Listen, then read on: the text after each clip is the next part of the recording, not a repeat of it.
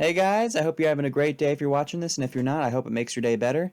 Let's get right into it. My review of AHS Season 3 Coven. It's a good one.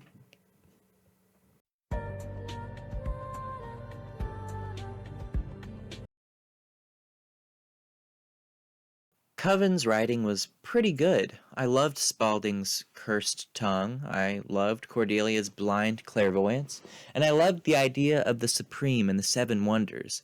I felt that the season did a good job of addressing all possible loose ends. For example, the show demonstrates tightly knit writing when they address the fact that Madison couldn't be a Supreme because she had a heart murmur, which was a sign of poor health and therefore not in the requirements for the Supreme. But when Madison was killed and resurrected, she lost her heart murmur and was up for being the Supreme again. This shows that the writers had a plan for her. There's also a genius irony in this because in Fiona subconsciously killing Madison so that she wouldn't be Supreme, Madison actually ended up having a stronger chance to be the Supreme. The test of writing quality this season is to see if the magic system works. Was it a hard or soft magic system? I believe the magic system to be no holds barred in the beginning of my watching experience. But as the season went on, I realized that there are clearly defined provisions and limits in the show's magic system. Sure, there are exceptions like how magic can come and go for some characters like Cordelia, but there's a poetic balance of what powers come to what characters, even if the powers are ever shifting among the characters. The season's message confused me because on one hand, they're using satanic spells to resurrect somebody, but on the other, they're being politically correct, saying that they aren't a bunch of Satanists and instead are purely a genetic faction of people who want to be treated equally. So I just felt like the message was a little lost there. Overall, the writing became a little convoluted. I felt like they had the skeleton of a narrative mapped out, but at times the narrative was rushed forward. For example, how Myrtle realized all of a sudden that Cordelia could be the possible Supreme, or also how Myrtle suddenly gains guilty feelings for killing the Council and hiding it from the Coven.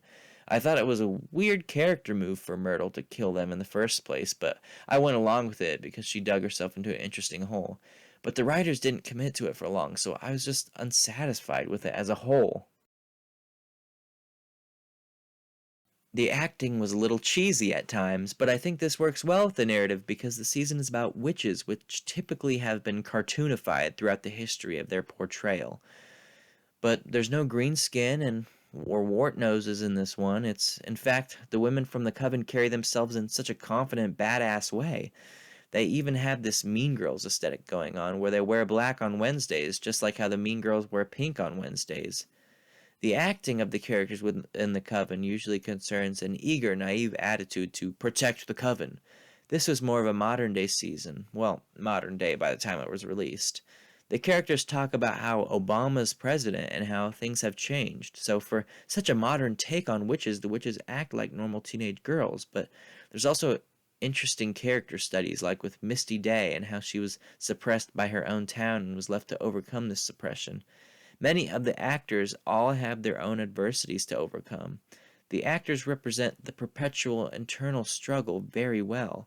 Evan Peters, especially. He can't talk much at all, so he has to grunt and be expressive non-verbally. You can see his veins pop when he's trying to desperately convey something.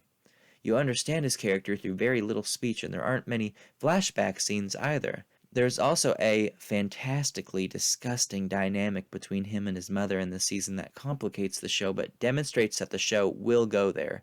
I also just absolutely love Mayor Winningham, especially as the Laundress Hotel, but I'll nerd out about that character when I get to that season. First of all, let's get this out of the way. Stevie Nicks was in this season. It happened, and we all have to internalize that.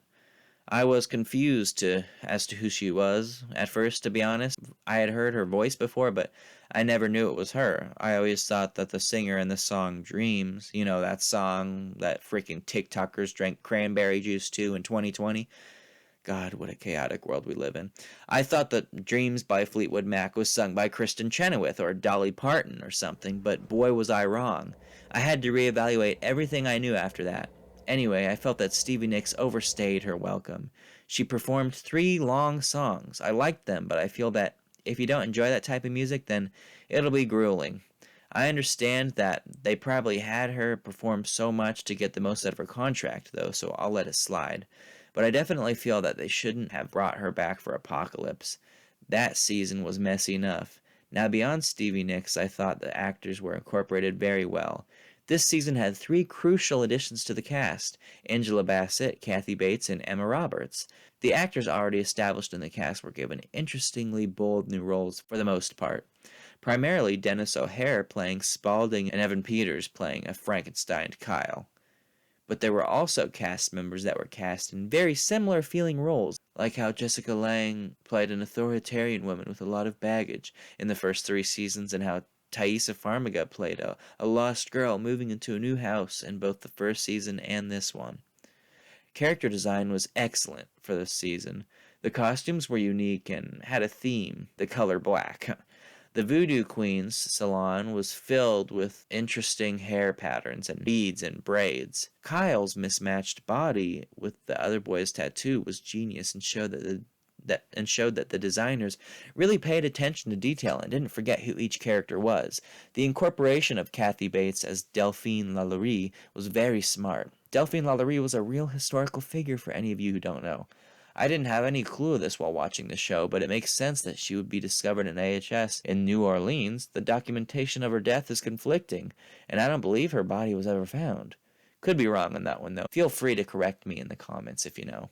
I generally liked the relationships, romantic or familial, that were developed in this season. Fiona and Spaulding was good. Fiona and Cordelia was good. Luke and Nan started off good, but kind of crapped out. Myrtle and Cordelia was good. Lalaurie and Queenie was good, not to mention realistic, with the message that sometimes racist people are deeply stuck in their ways to where it's near impossible to fully reprogram their brains. Fiona and the Axemen were good, but the best relationship between characters was the one that I rolled my eyes at initially. Zoe and Kyle were face-palmingly cheesy in the relationship, but the show turned it on its head very early on. As soon as the bus was flipped by Madison, that's when the show recaptured my interest and maintained it for the rest of the season. Zoe and Kyle's relationship becomes something else instead of a romantic comedy. Kyle dies with a capital D, and since Zoe discovered she kills living people when she has sex with them, she sees Kyle's death as a chance to truly find love. When I wrote that, I didn't expect it to sound so weird, but here we are. But don't worry, it's not necrophilia, I guess. It's a gray area, you know. Yeah. I'm not going to comment on it. You can leave a comment on whether you think it's necrophilia or not. Anyway, speaking of death, let's talk about Papa Legba. I love his Cajun accent. I love his design. I love his makeup. I'm pretty sure this is the only character the makeup department will really have to go crazy with on the makeup. They might have even used prosthetics. I'm interested to see Lance Reddick's body of work. Apparently he was in The Wire and in Paradise PD of all things. But in Paradise PD, I guess he talks about being in The Wire. You know, it's all connected, folks, I guess, you know.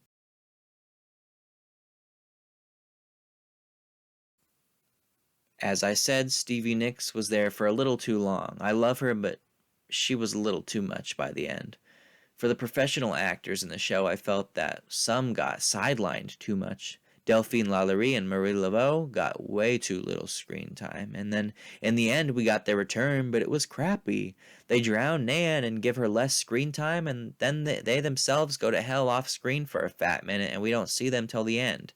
Also, I was mad that Nan didn't get to perform the Seven Wonders. Something felt very wrong about that. Even Nan's love interest Luke didn't stick around. Nan and all of her surrounding plots just died in their tracks. The narrative completely snipped her branch off. I was pissed because this was the second time Jamie Brewer got shelved in a really unfair way. I like how there are cinematography themes for each character. For Marie Laveau, she is typically sitting from a throne and filmed from the bust up to show how respected she is as others consult her and bow before her. Spaulding is filmed at a full shot often or a long shot. It shows how elusive he is and how he's a witness to many things. Beyond characters, the cinematography sets a tone for the burning at the stake scenes. The camera direction can be a bit obvious, though. When Zoe performs the Seven Wonders, she screws up and gets impaled on the gate. The camera has to pan to the gate before we hear her and see her suffering. This took away from the shock, and I felt it could have been done better, I guess. But really, I didn't have huge complaints. The burning at the stake scenes take place in a deserted area with one wooden pole, in which the witches all wear black and watch the criminal get burned to death in a white gown. I like the aesthetic of that display. I think Robichaux's Academy could have been more interesting. It just kind of looks like the White House to me. When I first saw it, I was expecting Obama to emerge from its depths. But for real though, besides the fancy paintings and candles within the Academy house, the set design was pretty dull. When me and my sister first saw the season, we thought they must have been on a low budget or something. Stevie Nicks' songs aid the mood of the show very well. Whenever somebody is burned at the stake, music plays. The first time Myrtle burns, the song Right Place, Wrong Time plays to show the innocence of Myrtle in this trial and the greater concept of the witch hunts that the world is obsessed with. If anybody makes an off-color decision for it, they'll be judged for it and prosecuted without much thought. The second time Myrtle is burned, the song Silver Spring by Fleetwood Mac is played, and it acts as a somber ending to Myrtle's narrative and also subconsciously tells the audience that Cordelia truly loves Myrtle and is only killing her because it's for the overall betterment of the Coven. This season was full of eccentricity. It was much more self-aware than the other seasons. That's why I consider it to be more of a sitcom than a serious show. Myrtle plays a theremin several times but doesn't really play a song. She just makes weird noises with it, and I felt that it was just to show off that somebody from the production crew owned a theremin. Those things are cool. It almost got me to buy one, but have you seen how expensive they are? Yeesh. I think the best part of the sound design this season was when the Axemen got to promote jazz. God, I fucking love the Axeman. Or to phrase it like he said to Fiona,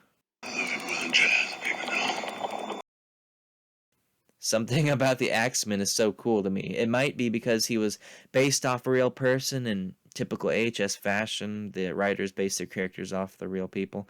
The Axeman of New Orleans was a real person. The real guy killed people if they didn't play jazz at night. He primarily attacked women, which works well for this season because, to the Axeman, a coven full of young women would be the perfect place for their plots to intersect. Obviously, this guy shouldn't be praised for his crimes, but the portrayal by Danny Huston is phenomenal. His version of the Axeman is almost a caricature instead of a complex killer. The Axeman becomes a man who dedicates his life to the beauty of jazz. I mean, even Barry B. Benson can't say he likes jazz that much. The Axeman adds flavor to the season, and his pairing with Fiona was a good direction for not only her character, but also as a means to spread jazz throughout the season. Delphine's sawed-off head watching Roots is very recognizable. A big reason for that is because it's a memeable moment. I've seen memes of it. Another moment of strong iconography that could also act as a meme template is when Spaulding catches a glimpse of Fiona killing former Supreme Anna Lee Layton. The girls wearing black on Wednesdays is very iconic, if not a bit overshadowed by the mean girls wearing pink. The way in which the Coven burns people at the stake is also very recognizable. Because for some reason, these albino men were the ones carrying the gasoline jugs. Interesting, bold choice. Maybe there's some symbolism in that. I really don't know. It introduced the concept of witches, which people would later speculate as to which characters down the line were secretly witches or supremes. This entry showed that an anthology with the same cast could be sustainable for at least several seasons to come. This season fleshed out the world by explaining real-world events and showing connections between these events to plots in the story. The season created a rough magic system that would be used later on as well.